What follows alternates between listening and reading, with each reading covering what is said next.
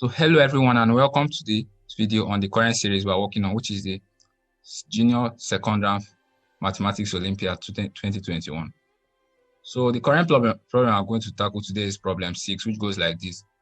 Find all functions f that satisfy this functional equation f of x times f of y minus f of xy is equals x plus y for all x and y real numbers.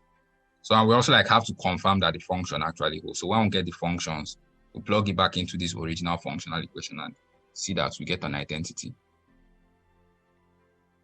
This question is a standard one and is pretty straightforward if we just apply the basic first steps we use while solving functional equations. So let's write the question down. Let P of xy be the assertion. So this it's not really necessary, but this is like a standard way of writing an official solution. So this P of xy represent this.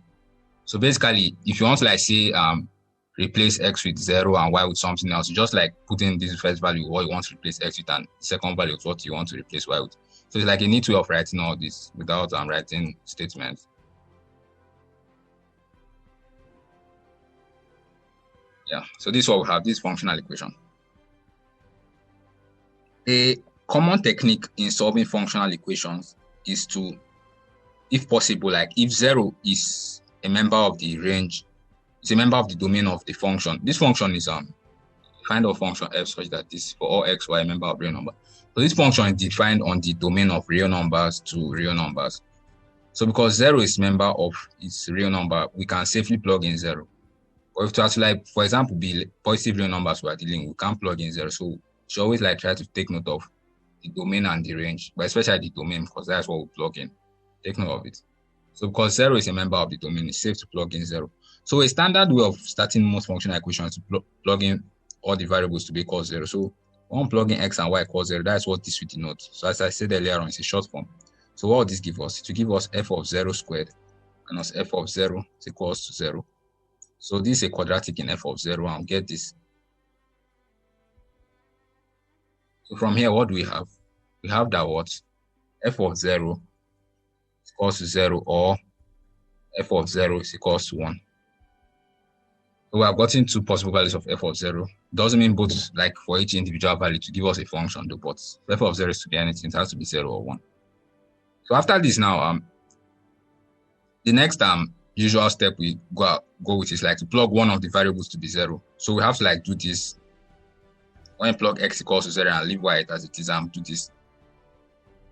So when we compare these two and use the fact, we may be able to find f of 0 or what values f of 0 can take. But if you notice this is a symmetric function, so because it's symmetric, this and this will be basically the same thing. So that's why we can clean out this last one, and we'll just work with this. So from here, when you plug in x equals to 0, you get that what? F of 0, f of y, minus f of 0 is equals to what? Y.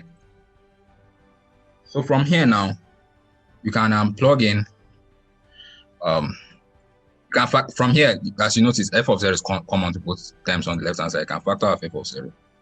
Get this. Equals to y. So this thing now is really, really interesting. Remember, f of 0 can either be 0 or 1. So if we can be able to find what value this thing takes, we can just make f of y the subject form line to be really, really straightforward to do that, and we'll be done with that question. So as you can see, we're almost done with it. So we'll just take the two cases. So case 1, when f of 0 is 0. So when f of 0 is 0, if you notice, the left hand side will be 0 for all values. It will be saying 0 is equals to y for all y member of real number. But no, this is really, really strange. This is a contradiction, because y is a variable, 0 is a constant. Okay, but to give an explicit example, we can just say, okay, let's imagine if we put x equals to 0 and y equals let's say 3. So we get that this is 3, 3, 3. And under the case f of 0 is equals 0, you get that 0 is equals to 3. So this is really, really strange and it's absurd. So that's why the case when f of 0 equals 0 yields no solution for us.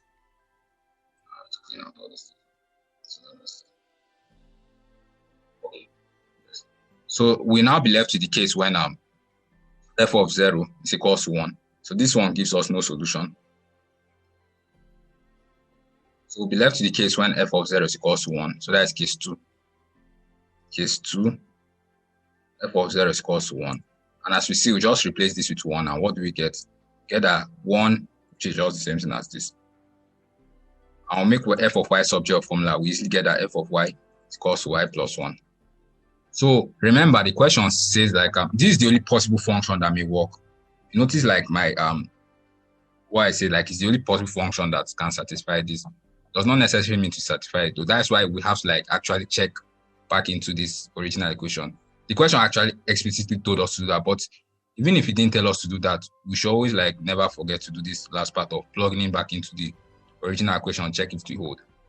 So let's check that. Let's check that now. So when we check that, what do we see? Okay, let me write the function f of x plus y, f of x plus y, f of x, f of x,